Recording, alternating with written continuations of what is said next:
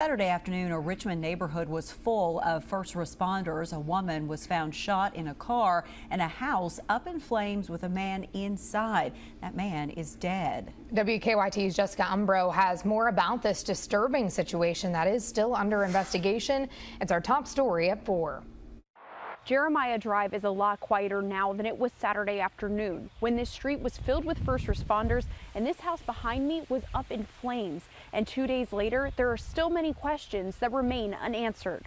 Around 2 p.m. Saturday, Madison County Sheriff's Office deputies were called to Jeremiah Drive for reports of shots fired. When they arrived, they found Nancy Irwin in a vehicle on the property, suffering from a non-life-threatening gunshot wound. The house at that property was on fire, leading deputies to call fire crews for assistance. According to first responders, a cadaver dog helped to lead them to the body of a man inside of the home around 5 p.m. Saturday. The man has not been identified, but first responders say he is believed to have been the person to shoot Irwin. The cause of the shooting, the fire, and the death of the man inside of the home are still under investigation. His body has been sent to Frankfurt for an autopsy. I spoke with the Madison County Sheriff's Office earlier today, and they tell me that they plan to continue investigating this scene, digging a little bit deeper into what was left behind the police tape.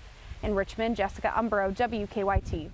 And the Madison County Sheriff's Office also told us that they plan to speak with Irwin to try and get to the bottom of what led up to the shooting.